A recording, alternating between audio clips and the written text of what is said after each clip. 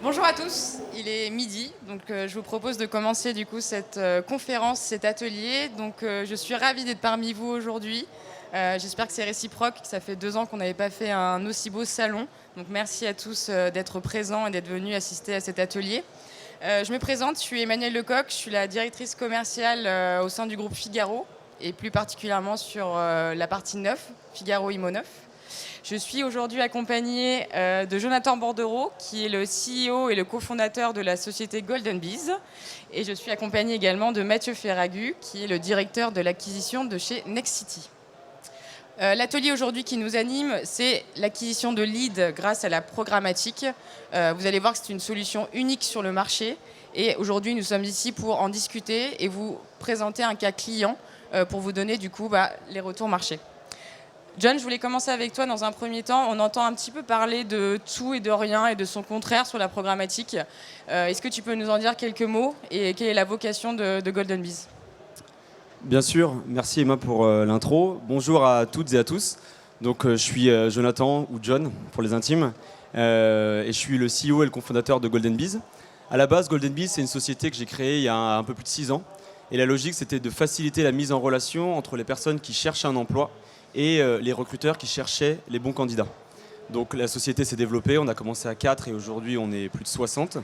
Et on a eu la chance, il y a maintenant 2 ans, de se rapprocher en fait de Figaro Classified pour créer des synergies et aller plus loin. Donc qu'est-ce que l'on fait chez Golden Bees? On fait de la publicité ciblée, ou ce qu'on appelle aussi la publicité programmatique. Donc en gros, on comprend et on qualifie des audiences pour derrière aller les engager à travers de la publicité pour qu'ils remplissent finalement un lead, un formulaire, que ce soit un lead IMO ou une candidature. Et notre cœur de métier, vous l'avez compris au début, c'était les ressources humaines. Mais bien évidemment, après 2 ans de rapprochement, ça donne des idées. On a échangé avec l'éducation et l'immobilier.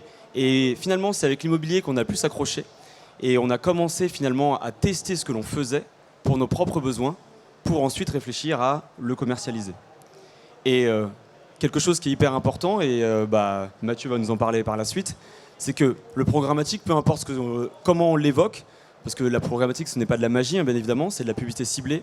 L'important, et c'est vraiment ce sur quoi on va s'attarder aujourd'hui, c'est de mesurer la performance et le ROI que ça apporte. C'est le thème d'aujourd'hui. Merci John. Comme vous l'a dit John, en fait, on était à la fois enthousiastes et excités en fait, de pouvoir se dire l'emploi, c'est un moment de vie, l'immobilier aussi.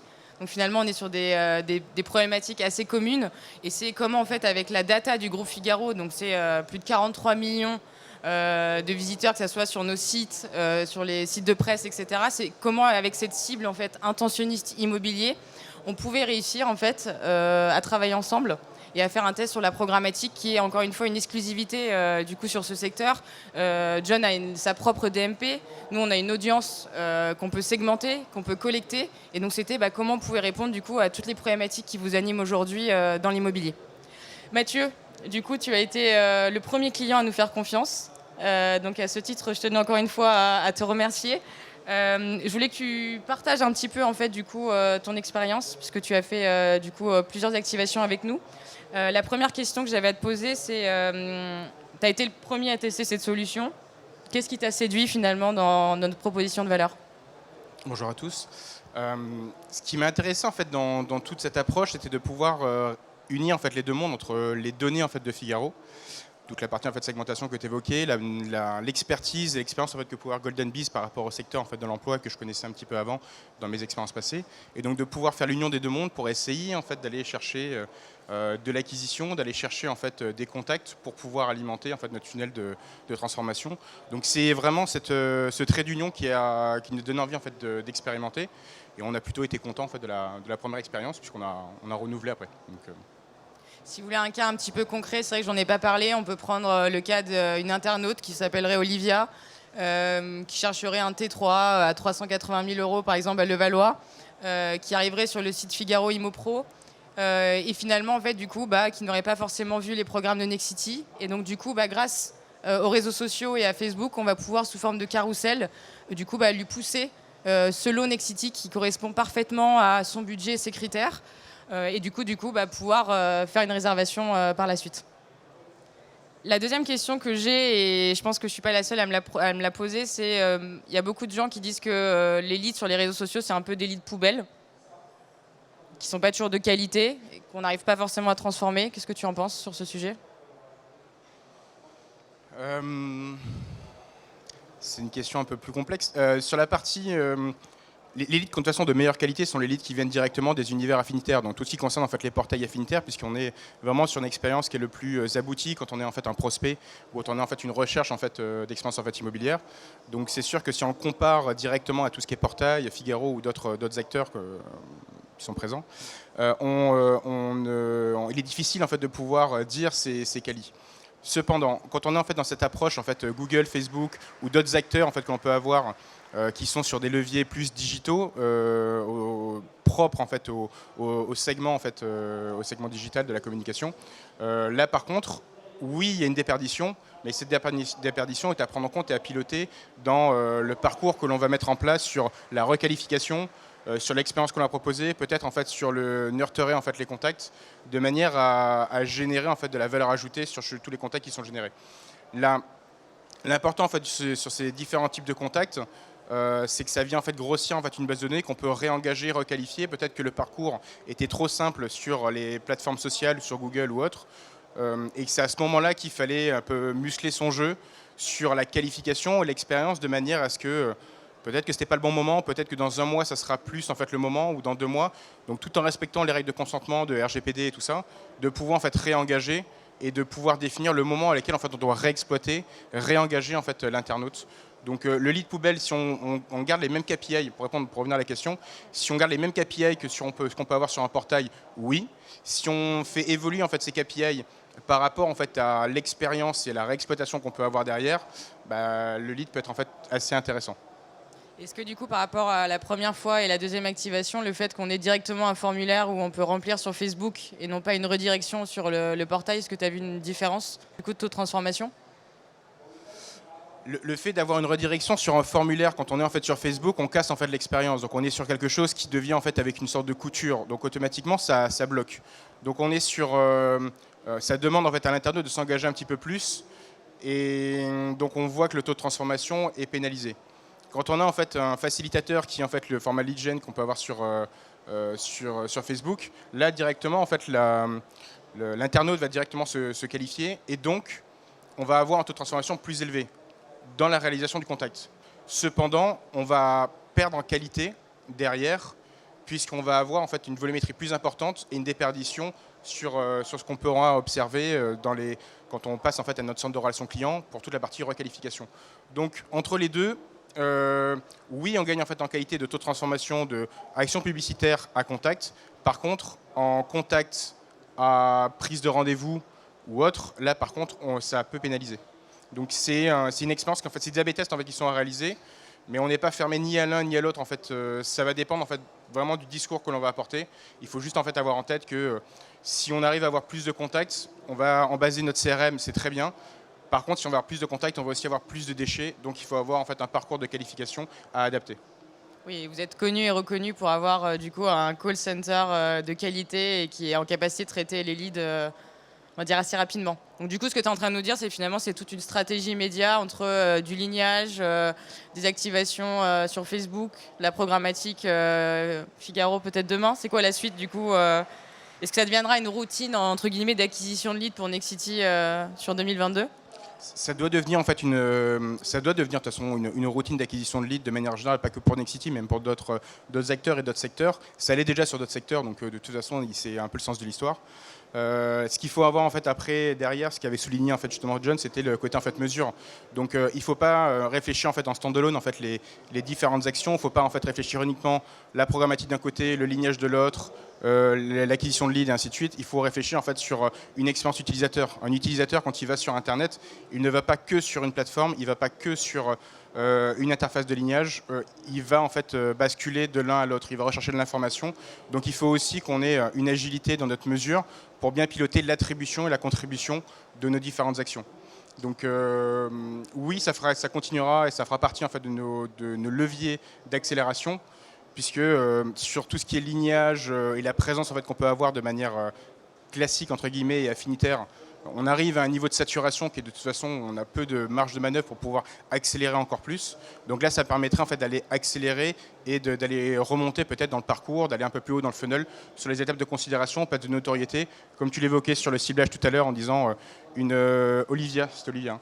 Olivia qui recherchait un T3, si on peut lui présenter en fait un produit qui correspond en fait à sa réflexion, à sa recherche, bah, si on peut le faire, faisons. Je prends un dernier exemple sur l'expérience qu'on avait réalisée en fait ensemble. Comme on voulait voir si ça fonctionnait en fait vraiment bien, on n'a pas automatiquement facilité en fait le travail de Golden Bees et Figaro. Merci de le dire. Je suis assez honnête là-dessus. On leur a mis en fait nos programmes les plus difficiles, c'est-à-dire ceux qui ont en fait en termes de ratio le volumétrie en fait de contact par lot qui était en fait le plus bas. Et justement pour voir si on allait avoir cet incrément, si la data Figaro associée à l'expertise de Golden Bees allait nous permettre d'aller chercher en fait plus de performance. On a eu l'agréable surprise, parce qu'au moins on n'avait pas grand-chose à perdre sur ce coup-là. Là, on a eu l'agréable surprise en fait, de voir qu'on allait sur certains types de lots, certains types de programmes, on a pu gagner jusqu'à 20% en fait, de taux de transformation. Donc on est sur quand même des gains qui sont assez significatifs, surtout quand on est dans des situations où on a des programmes qu'on a besoin de... On n'aime pas trop le mot chez Nexity, mais je pense que chez mes copains non plus, de déstocker. À un moment, il y a quand même des programmes et des lots qu'on doit en fait, pouvoir en fait, finir de commercialiser. Et on se retrouve en fait, à avoir besoin de faire des actions pour pouvoir en fait, finaliser en fait, un programme, le clôturer. Et ces petites actions-là peuvent être intéressantes justement pour faire des petits boosters, des accélérateurs, pour aider les différentes actions qu'on fait en fait, en fil rouge de manière générale. C'est vrai que John, je ne sais pas ce que tu en penses, mais c'est vrai qu'on s'est rendu compte sur l'immobilier neuf qu'on a des clients qui sont extrêmement héroïstes, qui veulent du lead qualifié, qui veulent des budgets contraints, mais qui veulent surtout de la performance. Alors c'est vrai qu'on pourrait parler aussi de la programmatique, aussi bien en branding, en notoriété qu'en performance. C'est souvent très malin, on va dire, d'activer l'un et l'autre. Qu'est-ce que tu en as pensé du coup de cette plongée dans l'immobilier, puisqu'on a vraiment des temps forts, ce qu'expliquait Mathieu. Vous avez cette période de début de commercialisation qui sont des enjeux très importants en tant que promoteur. On a après ce milieu de funnel de commercialisation et après ces fameux lots restants qui seront peut-être un petit peu un de vos enjeux sur le dernier trimestre. Qu'est-ce que tu souhaites nous partager du coup sur ce nouveau partenariat ? Bah, c'est hyper enrichissant et en plus avec Mathieu on a vraiment pu creuser et essayer de tester des choses et je vais vous donner quelques exemples mais c'est vrai qu'on s'est dit qu'on partait du même principe. Finalement les personnes qui venaient consulter du contenu lié à l'immobilier sur nos sites, que ce soit du contenu lié à des biens ou l'use du contenu lié à l'immobilier, on avait la possibilité de les activer comme on le faisait pour l'emploi un peu partout sur internet et notamment sur les réseaux sociaux. Après ce qu'on s'est rendu compte c'est que contrairement à l'emploi, et Mathieu en a parlé, c'est vraiment aujourd'hui, notamment pour un acteur comme Nexity, qui est un acteur majeur, il y a vraiment une notion de saturation et aller chercher l'incrément, finalement, c'est pas si facile que ça. Et c'est là où le test qu'on a fait, pour moi, était vraiment hyper intéressant. C'est que d'une, on s'est rendu compte, en excluant les audiences qui allaient regarder sur nos sites déjà les programmes de Nexity, les autres qui n'y allaient pas spontanément, on arrivait à les engager pour générer du lead. Donc déjà, vraiment sur l'intentionniste pur, on arrivait à engager alors qu'ils ne le faisaient pas directement dans nos moteurs et sur nos sites. Donc déjà, c'était un incrément qui, pour moi, a de la valeur. Et en plus de ça, c'est hyper intéressant, c'est qu'on a tenté une autre expérience. C'était des personnes qui vont sur nos sites IMO, mais qui ne vont pas consulter des biens neufs et qui ne vont d'ailleurs pas du tout consulter des biens neufs sur nos sites. On a essayé de les exposer pour voir si eux allaient réagir et interagir avec finalement ce qu'on leur proposait à travers les programmes neufs de Nexity, qu'ils soient en souffrance ou pas. Et du coup, on a eu l'agréable surprise de voir que ça fonctionnait. Alors, bien évidemment, les leads étaient plus chers. On était à 25% en moyenne plus cher qu'une personne qui était intentionniste et que l'on avait capté et ensuite reciblé sur les réseaux sociaux qui provenait de notre site Figaro Immo Neuf.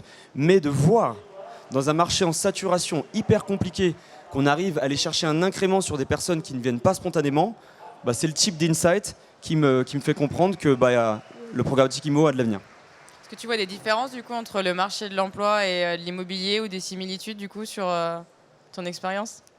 Alors, je pense que tous ceux qui dans cette salle recrutent des consultants en immobilier vont me dire que en fait il y a des vraies similitudes parce que c'est aussi, je pense, on est sur un marché qui est autant en tension dans le recrutement que dans le fait d'avoir du lead qualifié sur des programmes.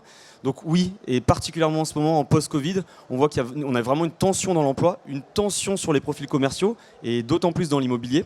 Et donc à ce niveau-là, on est sur des marchés qui résonnent plutôt bien en ce moment. D'accord, très bien.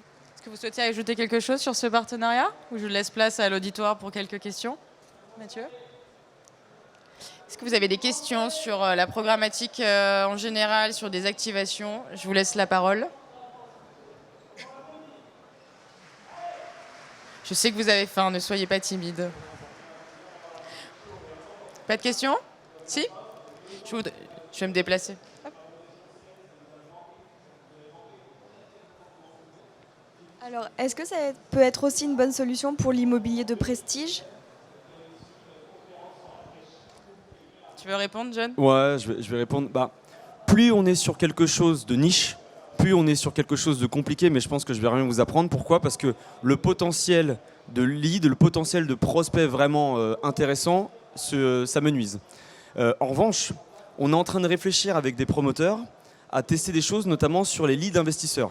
Alors les leads investisseurs, aujourd'hui, finalement, en investisseur, on n'est pas forcément encore au niveau du prestige en termes d'une audience vraiment qui soit assez réduite. Mais en fait, la logique, c'est que à travers le prestige et finalement l'investissement, c'est à peu près la même logique qu'on peut avoir. On a envie d'aller plus loin et c'est ce qu'on est en train de mettre en place avec un promoteur. C'est de se dire, des personnes qui vont consulter des biens, des choses liées au prestige, même s'ils ne sont pas forcément des choses qui sont liées à l'immobilier dans la galaxie des sites que l'on possède au travers du groupe Figaro, ces personnes-là, on pourrait leur proposer des biens de prestige. Donc la logique est la même, c'est juste qu'on perd un petit peu en adhérence, en affinité, puisqu'on va aller sur une cible qui aura le potentiel financier, mais qui ne sera pas forcément dans une intention prononcée liée à l'immobilier. Mais c'est clairement des choses qu'on est en train d'explorer en ce moment sur l'investissement, et finalement, c'est assez proche de la question que vous me posez. Donc en fait, là, tu nous parles plus d'un mix entre branding et performance et comment demain je vais pouvoir aller cibler sur du Madame Figaro, du Figaro Echo ou même sur d'autres journaux de presse, des clients appétents sur du prestige, c'est ça? Alors, c'est un mix des deux, et tout à l'heure, tu m'as ouvert une porte dans laquelle dans laquelle je ne suis pas rentré. Mais dans tous les cas, dans la communication, et je pense que je vais pousser une porte ouverte, c'est que il y a une logique de performance et elle est forcément amplifiée par une logique de marque. Et lorsque la marque est exposée avec les bons messages aux bonnes personnes, derrière, lorsqu'on aura des actions de performance, forcément, l'impact et les performances seront dédoublés, décuplés. Dans cette logique de prestige, sachant qu'on est vraiment sur une audience de niche, bien évidemment, je pense qu'il faudra coupler à la fois le fait de mettre ces programmes aux bonnes personnes, mais plutôt dans une logique de promouvoir, un message, de faire passer un peu le rêve que peut avoir un bien de prestige, et en même temps, derrière, réengager avec des messages beaucoup plus axés performance et axés lead pour avoir une convergence vers de la performance. Merci John. Est-ce que vous avez d'autres questions?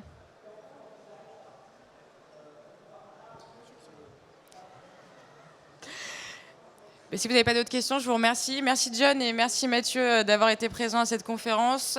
Nous restons à votre disposition si vous avez des questions complémentaires. Nous sommes sur le salon pendant 2 jours et je vous souhaite à tous et à toutes un excellent déjeuner et un très bon salon.